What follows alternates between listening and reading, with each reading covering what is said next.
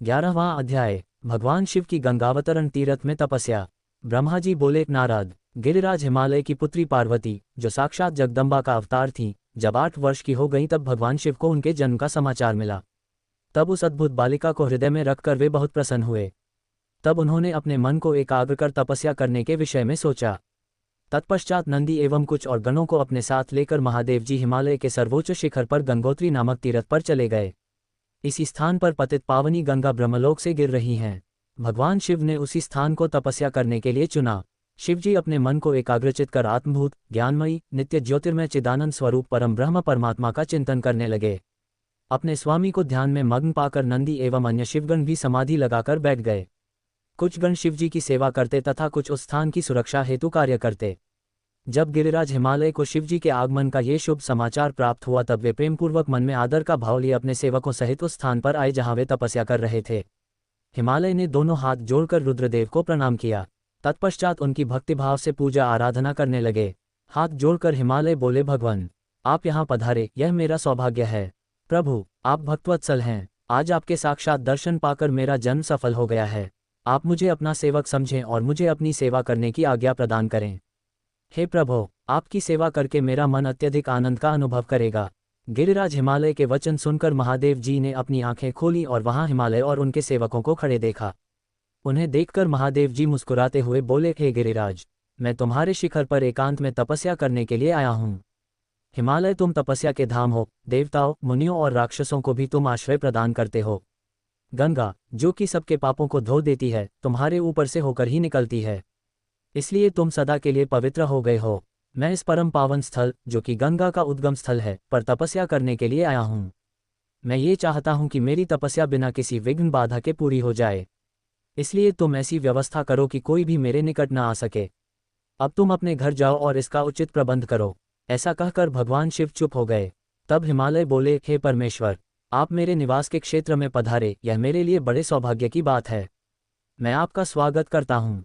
भगवान, अनेकों मनुष्य आपकी अनन्य भाव से तपस्या और प्रार्थना करने पर भी आपके दर्शनों के लिए तरसते हैं। ऐसे महादेव ने मुझ दीन को अपने अमृत दर्शनों से कृतार्थ किया है। भगवान, आप यहाँ पर तपस्या के लिए पधारे हैं, इससे मैं बहुत प्रसन्न हूँ। आज मैं स्वयं को देवराज इंद्र से भी अधिक भाग्यशाली मानता हूँ। आप यहाँ बिना किसी विघ्न बाधा के एकाग्रचित हो तपस्या कर सकते हैं।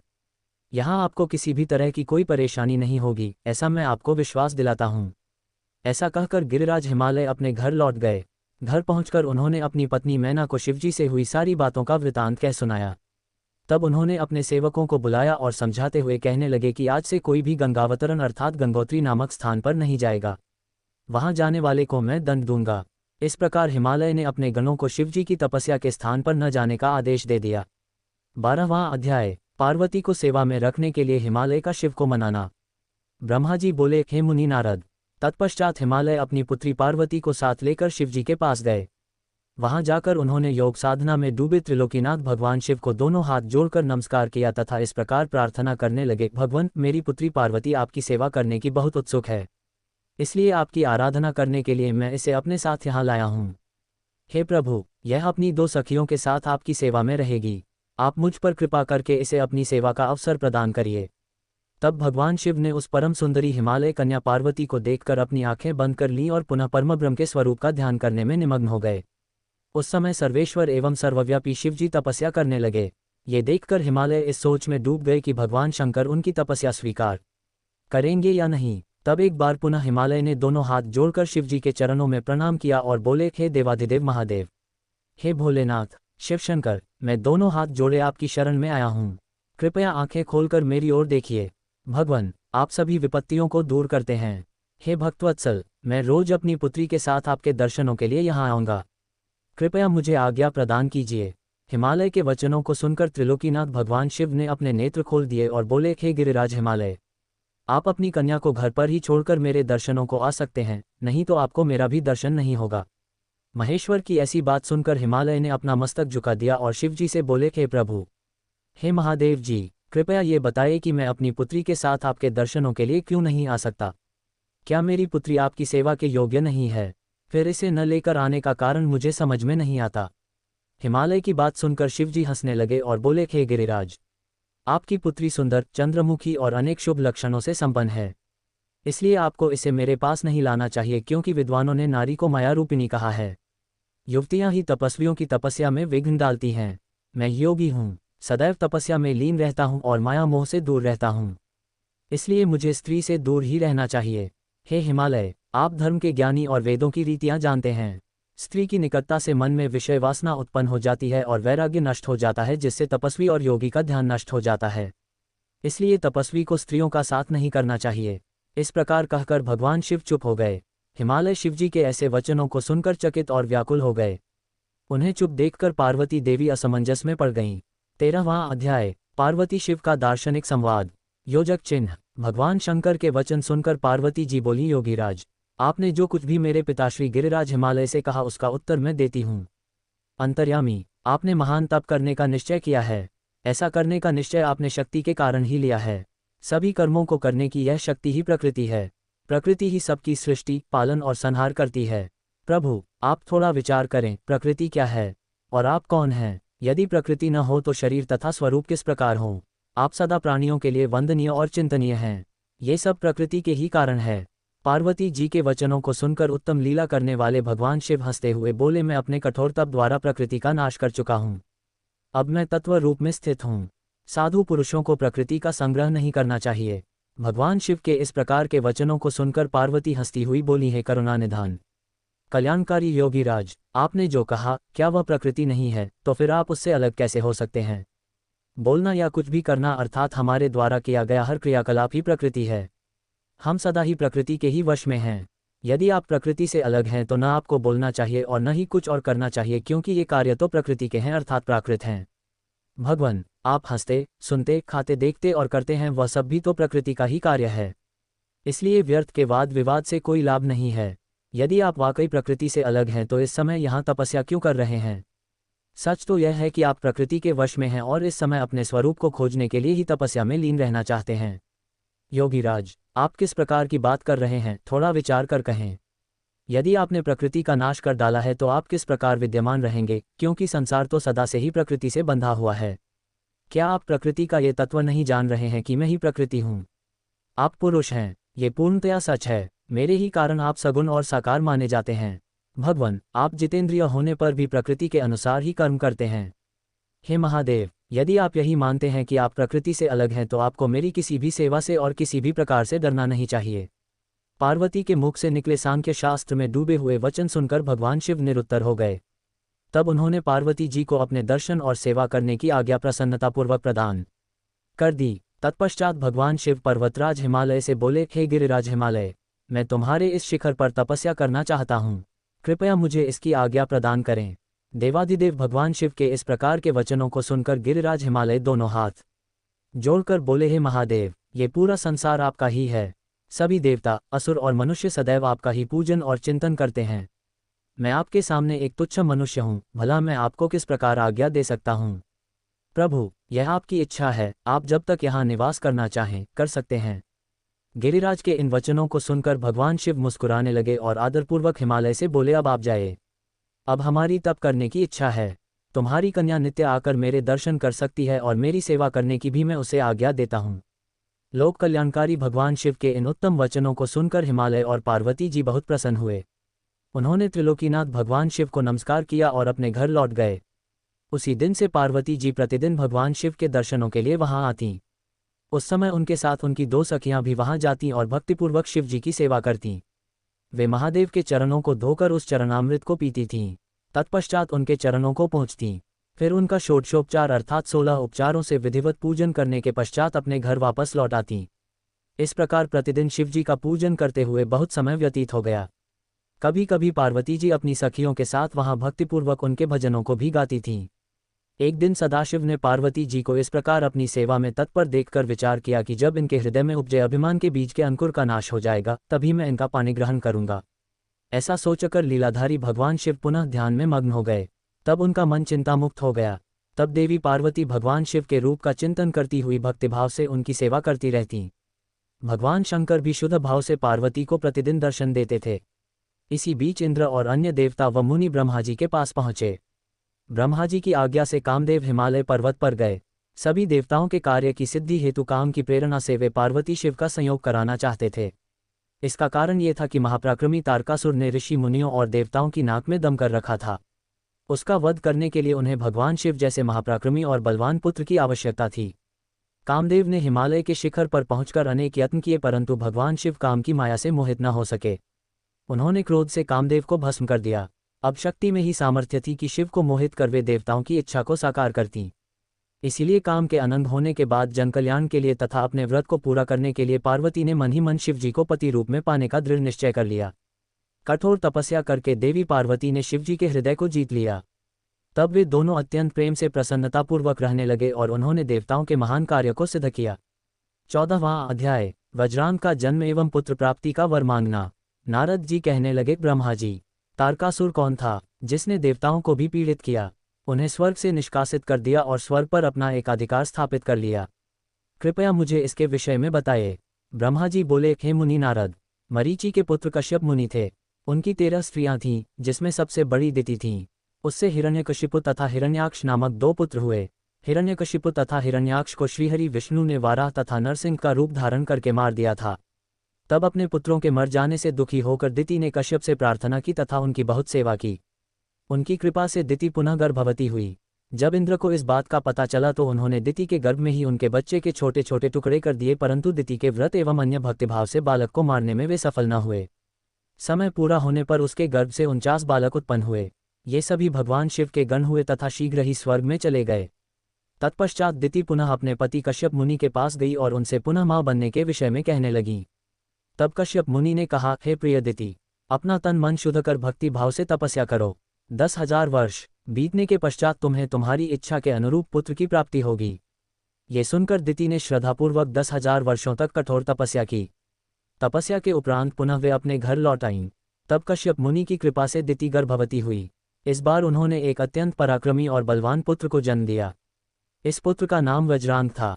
वज्रांग दिति की इच्छा के अनुरूप ही था। दिति इंद्र द्वारा किए गए छल कपट से बहुत दुखी थी और उनसे बदला लेने के लिए अपने पुत्र वज्रांग को देवताओं से युद्ध करने की आज्ञा दी। वज्रांग और सभी देवताओं का बहुत भयानक युद्ध हुआ। तत्पश्चात वीर और पराक्रमी वज्रांग ने अपनी माता के आशीर्वाद से सभी देवताओं को परास्त कर दिया और स्वर्ग का राज्य हत्या कर वहां का राजा बन गया। सभी देवता उसके अधीन हो गए। तब ये देखकर दिति को बहुत प्रसन्नता हुई।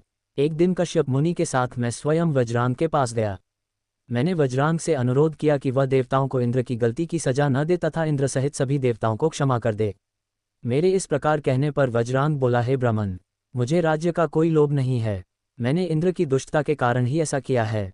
इंद्र ने मेरी माता के गर्भ में घुसकर मेरे भाइयों को मारने का प्रयत्न किया था। तभी मैंने इंद्र के राज्य को जीतकर उसे स्वर्ग से निष्कासित कर दिया है। भगवान, मुझे भोग विलास की भी कोई इच्छा नहीं है। इंद्र सहित सभी देवता अपने अपने कर्मों का फल भोग चुके हैं।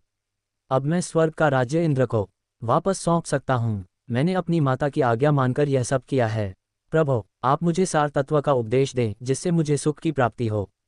वज्रांग के उद्देश्य को उत्तम जानकर मैंने उसे सात्विक तत्व के बारे में समझाया। फिर मैंने एक सुंदर व गुणी स्त्री उत्पन्न की और उसका विवाह वज्रांग से करा दिया। वज्रांग ने अपने सभी बुरे विचारों को त्याग दिया, परंतु उसकी पत्नी के हृदय में बुरे विचारों का ही मानो साम्राज्य था। उसकी पत्नी ने उसकी बहुत सेवा की। तब प्रसन्न होकर वज्रांग ने कहा, हे प्राणप्रिया, तुम क्या चाहती हो, मुझे बताओ, मैं तुम्हारी इच्छाएं अवश्य पूरी करूंगा। ये सुनकर वह परम सुंदरी बोली, पतिदेव, यदि आप मेरी सेवा से प्रसन्न हैं तो कृपया मुझे इस त्रिलोकी को जीतने वाला महापराक्रमी और बलवान पुत्र प्रदान करिए, जो ऐसा बलवान हो कि समस्त देवता उससे भयभीत रहें। अपनी पत्नी के ऐसे वचन सुनकर वज्रांग सोच में डूब गया, क्योंकि वह स्वयं देवताओं से किसी प्रकार का कोई बैर नहीं रखना चाहता था, परंतु उसकी पत्नी देवताओं के साथ शत्रुता बढ़ाना चाहती थी। वज्रांग सोचने लगा कि यदि सिर्फ अपनी पत्नी की इच्छा को सर्वोपरि मानकर उसे पूरा कर दिया तो सारे संसार सहित देवताओं एवं मुनियों को दुख उठाना पड़ेगा, और यदि पत्नी की इच्छा को पूरा नहीं किया तो मैं नरक का भागी बनूंगा। तब इस धर्म संकट में पड़ने के बाद उसने अपनी पत्नी की अभिलाषा को पूरा किया। अपनी पत्नी की इच्छानुसार पुत्र प्राप्त करने हेतु वज्रांग ने बहुत वर्षों तक कठोर तपस्या की। मुझसे वर प्राप्त कर अत्यंत हर्षित होता हुआ वज्रांग अपनी पत्नी को पुत्र प्रदान करने हेतु अपने लोक में चला गया। 15वां अध्याय, तारकासुर का जन्म व उसका तप। ब्रह्मा जी बोले, हे मुनिश्रेष्ठ नारद, कुछ समय बाद वज्रांग की पत्नी गर्भवती हो गई। समय पूर्ण होने पर उसकी पत्नी ने एक पुत्र को जन्म दिया। वह बालक बहुत लंबा चौड़ा था। उसका शरीर बहुत अधिक विशाल था। वह अत्यंत शक्तिशाली और पराक्रमी था। उसके जन्म के समय सारे संसार में कोहराम मच गया। चारों ओर उपद्रव होने लगे। आकाश में भयानक बिजलियां चमकने लगी तथा चारों दिशाओं में भयंकर गर्जनाएं होने लगीं। धरती पर भूकंप आ गया, पहाड़ कांपने लगे, नदी, सरोवर का जल जोर जोर से उछलने लगा, चारों ओर आंधियां चलने लगीं। सूर्य को राहु ने निगल लिया और चारों ओर अंधकार छा गया। उसके जन्म के समय के ऐसे अशुभ लक्षणों को देखते हुए कश्यप मुनि ने उसका नाम तारक रखा। तारक का जन्म हो जाने पर वज्रांग के घर ही उसका लालन पालन होने लगा। थोड़े ही समय में तारक का शरीर और बड़ा हो गया, वह पर्वत के समान विशाल और विकराल होता जा रहा था। कुछ समय पश्चात तारक ने अपनी माता और पिता वज्रांग से तपस्या करने की आज्ञा मांगी। तब उसके माता पिता ने प्रसन्नतापूर्वक उसको आज्ञा प्रदान कर दी। साथ ही उसकी माता ने उसे यह आदेश दिया कि वह देवताओं को अवश्य जीते और उन पर अपना आधिपत्य कर स्वर्ग पर अधिकार कर ले। अपनी माता की आज्ञा पाकर वज्रांग का पुत्र तारक तपस्या करने के लिए मधुवन चला गया। वहां तारक ने मुझे प्रसन्न करने के लिए कठोर तप करना आरंभ कर दिया। उसने अपने दोनों हाथों को सिर के ऊपर ऊंचा कर लिया और ऊपर की ओर देखने लगा तथा एक पैर पर खड़े होकर एकाग्र मन से 100 वर्ष तक तपस्या करता रहा। उस समय वह केवल जल और वायु से ही अपना जीवन यापन कर रहा था। तत्पश्चात उसने 100 वर्ष जल में, 100 वर्ष थल में, 100 वर्ष अग्नि में रहकर कठिन तप करके मुझे प्रसन्न करने का प्रयत्न किया। फिर 100 वर्ष पृथ्वी पर हथेली धारण करके, 100 वर्ष वृक्ष की शाखा को पकड़कर तथा अनेकों प्रकार के दुख सह सहकर वह तप करता रहा। इस तपस्या के प्रभाव से उसके शरीर से तेज निकलने लगा, जिससे देवलोक जलने लगा। ये देखकर सभी देवता घबरा गए। फिर मैं स्वयं तारकासुर के पास वरदान देने के लिए गया। मैंने तारकासुर से कहा, तारक, मैं तुम्हारी इस दुस्सह तपस्या से बहुत प्रसन्न हूँ। तुमने इस प्रकार कठोर तप करके मुझे प्रसन्न किया है। तुम्हारा इसके पीछे क्या प्रयोजन है, निस्संकोच मुझे बताओ। मैं तुम्हें तुम्हारा मनोवांछित फल अवश्य प्रदान करूंगा। तुम अपनी इच्छानुसार वर मांगो। ब्रह्मा जी के इन वचनों को सुनकर तारकासुर उनकी स्तुति करने लगा। तत्पश्चात वह बोला, हे विधाता, हे ब्रह्मा जी, अगर आप मेरी तपस्या से प्रसन्न होकर मुझे वरदान देना चाहते हैं तो प्रभु मुझे पहला वर ये दे कि आपके द्वारा बनाई गई इस सृष्टि में मेरे समान कोई भी तेजवान और बलवान ना हो। दूसरा वर ये दे कि मैं अमर हो जाऊं, अर्थात कभी भी मृत्यु को प्राप्त न होऊं। तब मैंने कहा कि इस संसार में कोई भी अमर नहीं है, इसलिए तुम इच्छानुसार मृत्यु का वर मांगो। तारक ने अहंकार भरी विनम्रता से निवेदन किया, भगवान, मेरी मृत्यु भगवान शंकर के वीर्य से उत्पन्न बालक के चलाए हुए शस्त्र से ही हो और कोई मेरा वध न कर पाए। मैंने तारक को उसके मांगे हुए वर प्रदान कर दिए तथा अपने लोक में लौट आया। वर पाकर तारक बहुत खुश था। वह भी वर प्राप्ति का समाचार देने के लिए अपने घर को चला गया। दैत्यों के गुरु शुक्राचार्य ने तारक को असुरों का राजा बना दिया। अब तारक तारकासुर नाम से प्रसिद्ध हो गया। वह तीनों लोकों पर अपना अधिकार स्थापित करना चाहता था, इसलिए सबको पीड़ित कर, उनसे युद्ध कर, उन्हें हराकर सबके राज्यों पर अपना अधिकार करता जा रहा था। स्वर्ग के राजा इंद्र ने भी डरकर अपना वाहन ऐरावत हाथी, अपना खजाना और 9 सफेद रंग के घोड़े उसे दे दिए। ऋषियों ने डर के मारे कामधेनु गाय तारकासुर को दे दी। इसी प्रकार अन्य देवताओं ने भी अपनी अपनी प्रिय वस्तुएं तारकासुर को अर्पित कर दीं। अन्य लोगों के पास भी जो उत्तम उत्तम वस्तुएं थीं उन्हें भी दैत्यराज तारक ने अपने अधिकार में कर लिया।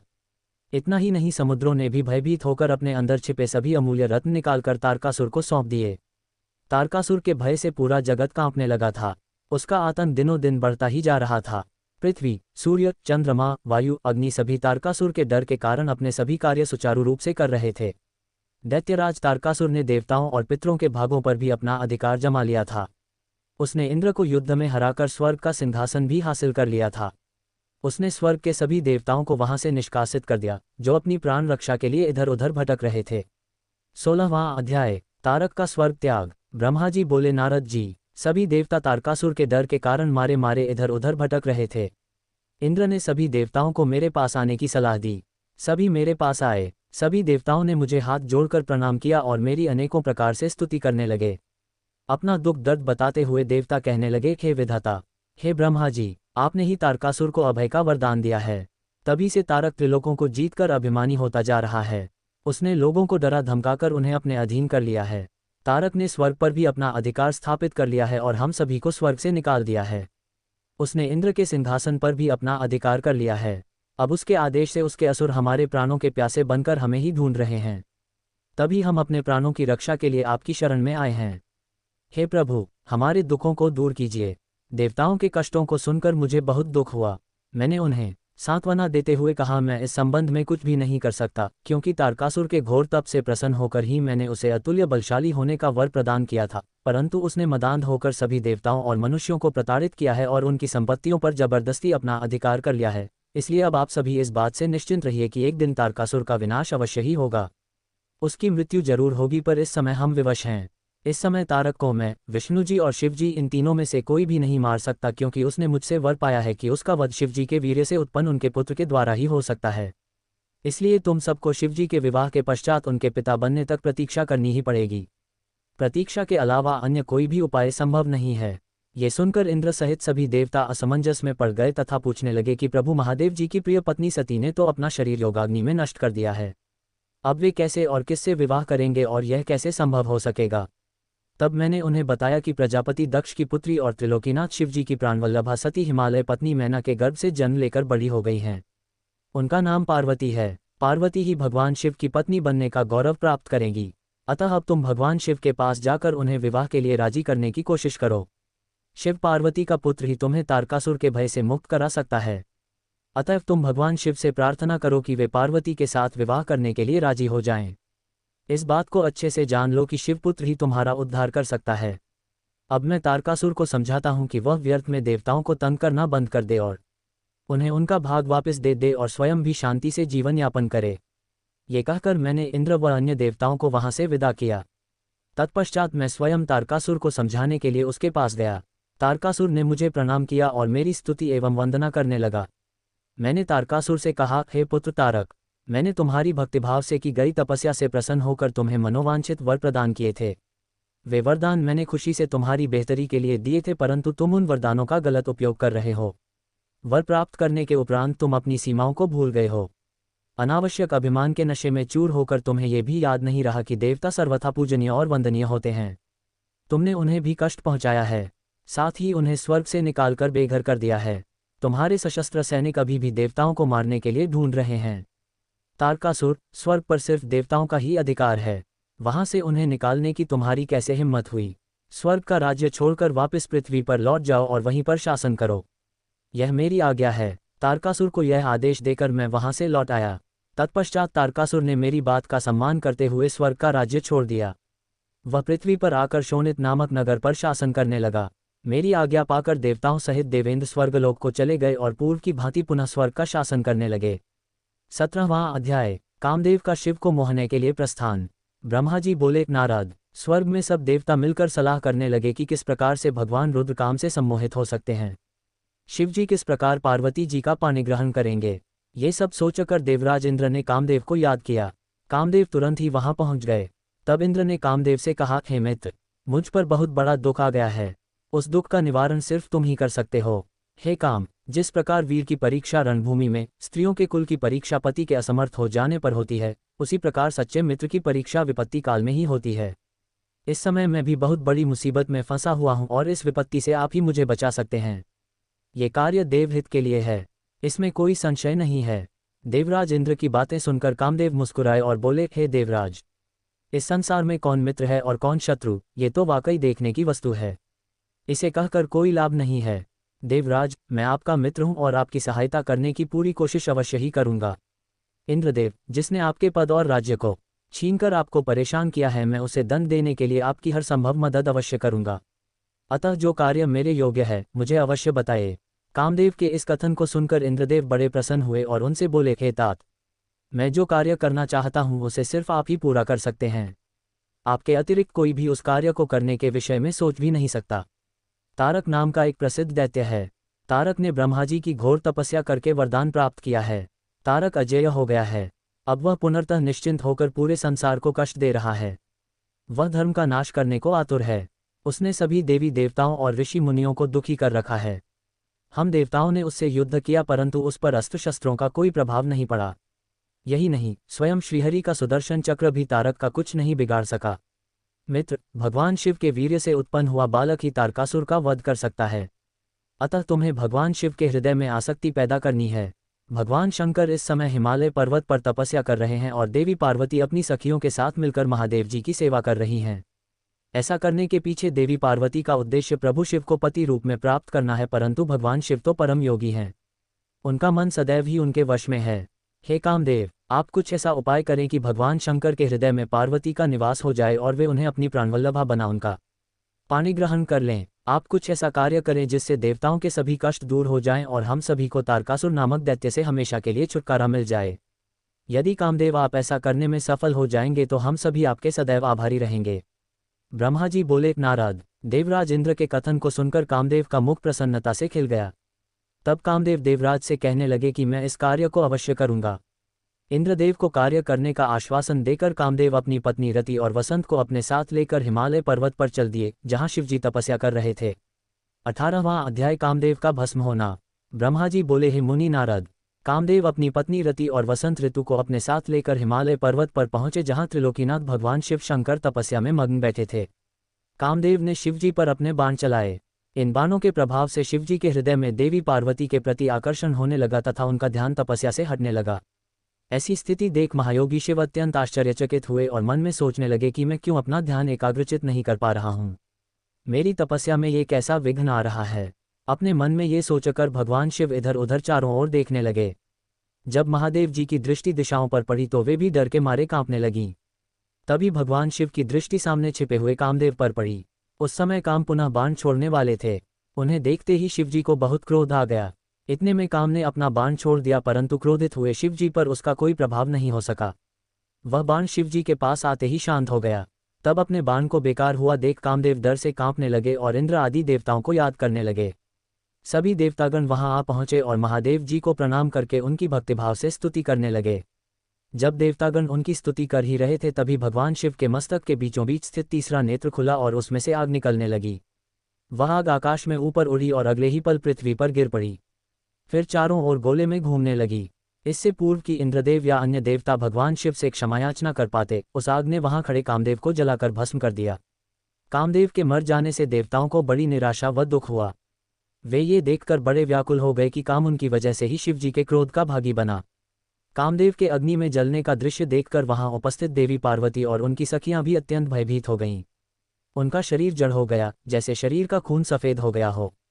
पार्वती अपनी सखियों के साथ तुरंत अपने घर की ओर चली गईं। कामदेव की पत्नी रति तो मूर्छित होकर गिर पड़ी। मूर्छा टूटने पर वह जोर जोर से विलाप करने लगी, अब मैं क्या करूं, कहाँ जाऊं। देवताओं ने मेरे साथ बहुत बुरा किया, जो मेरे पति को यहाँ भेजकर शिवजी के क्रोध की अग्नि में भस्म करा दिया। हे स्वामी, हे प्राणप्रिय, ये आपको क्या हो गया। इस प्रकार देवी रति रोती बिलखती हुई अपने सिर के बालों को जोरों से नोचने लगी। उनके करुण क्रंदन को सुनकर समस्त चराचर जीव भी अत्यंत दुखी हो गए। तत्पश्चात इंद्र आदि देवता वहां देवी रति को धैर्य देते हुए उन्हें समझाने लगे। देवता बोले, हे देवी, आप अपने पति कामदेव के शरीर की भस्म का थोड़ा सा अंश अपने पास रख लो और अनावश्यक भय से मुक्त हो जाओ। त्रिलोकीनाथ करुणानिधान शिवजी अवश्य ही कामदेव को पुनः जीवित कर देंगे, तब तुम्हें पुनः कामदेव की प्राप्ति हो जाएगी।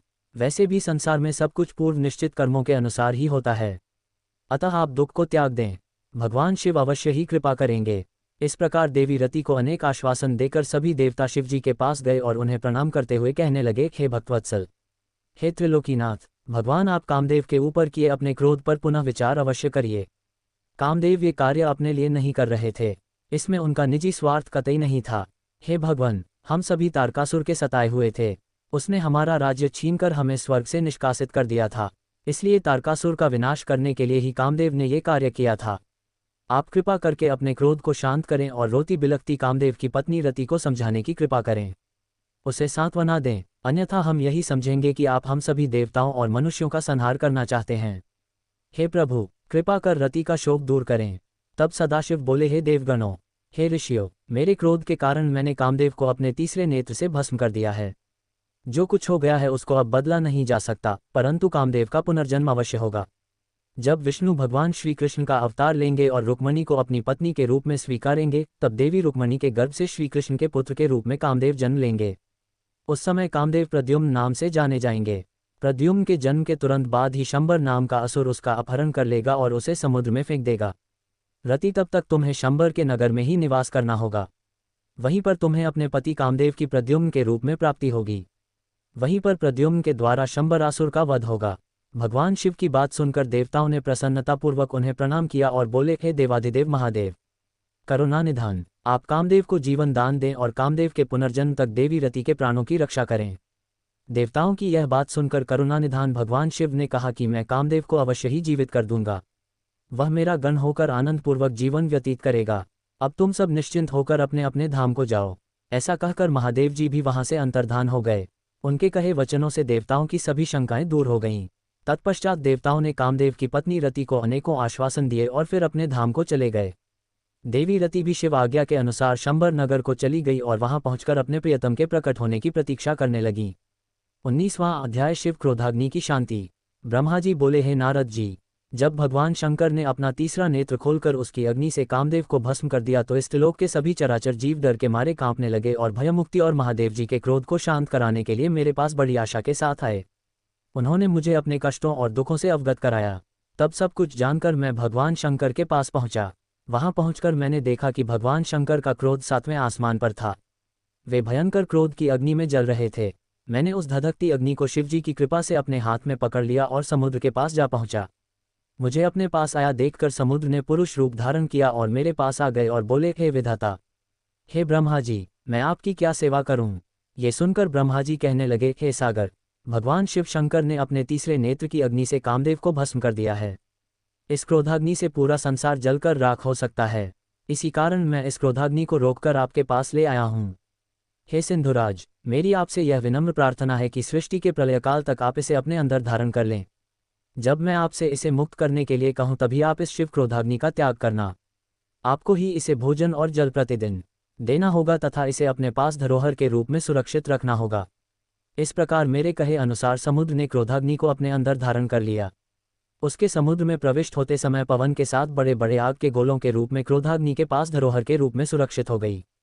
तत्पश्चात मैं अपने लोक वापस लौट आया। समुद्र 20वां अध्याय। शिवजी के बिछोह से पार्वती का शोक। ब्रह्मा जी कहते हैं, नारद, जब भगवान शिव ने अपना तीसरा नेत्र खोलकर उसकी अग्नि से कामदेव को भस्म कर दिया तब मैंने उस क्रोधाग्नि से भयभीत देवताओं सहित सभी प्राणियों को भय से मुक्त कराने के लिए उस अग्नि को शिव की आज्ञा से पकड़ लिया और उसे लेकर मैं समुद्र तट की ओर चल पड़ा। समुद्र को उस क्रोधाग्नि को सौंपकर मैं वापस अपने धाम लौट गया। तब पूरा जगत भयमुक्त होकर पहले की भांति प्रसन्न हो गया।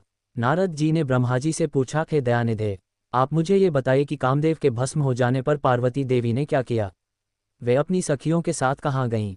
हे प्रभु, कृपया मुझे इस बारे में भी बताइए। नारद जी के यह वचन सुनकर ब्रह्मा जी बोले, भगवान शंकर के तीसरे नेत्र से उत्पन्न अग्नि ने जब कामदेव को जलाकर भस्म कर दिया तब पूरा आकाश गूंजने लगा। ये दृश्य देखकर देवी पार्वती और उनकी सखियां डरकर अपने घर को चली गईं। वहां पहुंचकर पार्वती जी ने सारा हाल अपने माता पिता को बताया, जिसे सुनकर उन्हें बड़ा आश्चर्य हुआ। अपनी पुत्री को विह्वल देखकर हिमालय को बहुत दुख हुआ। हिमालय ने पार्वती के आंसुओं को पोंछकर कहा, पार्वती, डरो मत और रो मत। तब हिमालय ने अपनी पुत्री को अनेकों प्रकार से सांत्वना दी। कामदेव को भस्म करने के उपरांत शिवजी वहां से अंतर्धान हो गए। तब शिवजी को वहां न पाकर पार्वती अत्यंत व्याकुल हो गईं। उनकी नींद और चैन जाते रहे। वे दुखी और बेचैन रहने लगीं। उन्हें कहीं भी सुख शांति का अनुभव नहीं होता था। तब उन्हें अपने रूप के प्रति भी शंका होती थी। पार्वती सोचती कि क्यों मैंने अपनी सखियों द्वारा समझाने पर भी कभी ध्यान नहीं दिया। देवी पार्वती सोते जागते, खाते पीते, नहाते धोते, चलते फिरते और अपनी सखियों के साथ होते हुए भी सिर्फ महादेव जी का ही ध्यान और चिंतन करती थीं। इस प्रकार उनका मन शिवजी के बिछोह की वेदना सहन नहीं कर पा रहा था। वे शारीरिक रूप से अपने पिता के घर और हृदय से भगवान शंकर के पास रहती थीं। शोक में डूबी पार्वती बार बार मूर्छित हो जाती थीं। इससे गिरिराज, हिमालय और उनकी पत्नी मैना बहुत दुखी रहती थीं। वे पार्वती को समझाने की बहुत कोशिश करते थे, परंतु पार्वती का ध्यान शिवजी की ओर से जरा भी नहीं हटता था। हे देवर्षि नारद, एक दिन देवराज इंद्र की इच्छा से आप घूमते हुए हिमालय पर्वत पर आए। तब शैलराज हिमालय ने आपका बहुत आदर सत्कार किया और आपका कुशल मंगल पूछा। आपको उत्तम आसन पर बिठाकर हिमालय ने सारा वृतांत सुनाया। हिमालय ने बताया कि किस प्रकार पार्वती जी ने महादेव जी की सेवा आरंभ की। इसके बाद अपनी पुत्री के शिव पूजन से लेकर कामदेव के भस्म होने तक की सारी कथा आपको सुनाई। ये सब सुनकर आपने गिरिराज हिमालय से कहा कि आप भगवान शिव का भजन करें। तत्पश्चात हिमालय से विदा लेकर आप एकांत में गुमसुम बैठी देवी पार्वती के पास आ गए। तब उनका हित करने की इच्छा से आपने उन्हें इस प्रकार सत्य वचन कहे। आपने कहा, हे पार्वती, तुम मेरी बातें ध्यानपूर्वक सुनो। तुम्हारी ये दशा देखकर ही मैं तुमसे यह बात कह रहा हूँ। तुमने हिमालय पर्वत पर पधारे महादेव जी की सेवा की, परंतु तुम्हारे मन में कहीं न कहीं अहंकार का वास हो गया था। शिव भक्तवत्सल हैं। वे अपने भक्तों पर सदैव अपनी कृपा दृष्टि बनाए रखते हैं। वे विरक्त और महायोगी हैं। तुम्हारे अंदर उत्पन्न हुए अभिमान को तोड़ने के लिए ही सदाशिव ने ऐसा किया है। अतः तुम उन्हें तपस्या द्वारा प्रसन्न करने का प्रयत्न करो। तुम चिरकाल तक उत्तम भक्ति भाव से उनकी तपस्या करो। तुम्हारी तपस्या से प्रसन्न होकर महादेव जी निश्चय ही तुम्हें अपनी सहधर्मिणी बनाना स्वीकार करेंगे। यही शिवजी को पति रूप में प्राप्त करने का एकमात्र साधन है। हे नारद, आपकी यह बात सुनकर देवी शिवा हर्षित होते हुए इस प्रकार बोली हैं, मुनिश्रेष्ठ, आप सब कुछ जानने वाले तथा इस जगत का उपकार करने वाले हैं, अतः आप शिवजी की आराधना के लिए मुझे कोई मंत्र प्रदान करें। तब आपने पार्वती को पंचाक्षर शिव मंत्र ओम नमः शिवाय का विधिपूर्वक उपदेश दिया। इसके प्रभाव का वर्णन करते हुए आपने कहा, यह मंत्र सब मंत्रों का राजा है और सभी कामनाओं को पूरा करने वाला है। यह मंत्र भगवान शिव को बहुत प्रिय है। ये साधक को भोग और मोक्ष प्रदान करने वाला है। इस पंचाक्षर मंत्र का विधिपूर्वक व नियमपूर्वक जाप करने से शिवजी के साक्षात दर्शन होते हैं। देवी, इस मंत्र का विधिपूर्वक जाप करने से तुम्हारे आराध्य देव करुणानिधान भगवान शिव शीघ्र ही तुम्हारे समक्ष प्रकट हो जाएंगे। अतः तुम शुद्ध हृदय से शिवजी के चरणों का चिंतन करती हुई इस महामंत्र का जाप करो। इससे तुम्हारे आराध्य देव संतुष्ट होकर तुम्हें दर्शन देंगे। अब देवी पार्वती, तुम इस मंत्र को जपते हुए शिवजी की तपस्या करो। इससे महादेव जी वश में हो जाते हैं। उत्तम भाव से की गई तपस्या से ही मनोवांछित फलों की प्राप्ति होती है। ब्रह्मा जी बोले, नारद, तुम भगवान शिव के प्रिय भक्त हो। तुम अपनी इच्छानुसार जगत में भ्रमण करते हो। तुमने देवी पार्वती को सभी कुछ समझाकर देवताओं के हित का कार्य किया। तत्पश्चात तुम स्वर्गलोक को चले गए। तुम्हारी बात सुनकर देवी पार्वती बहुत प्रसन्न हुई।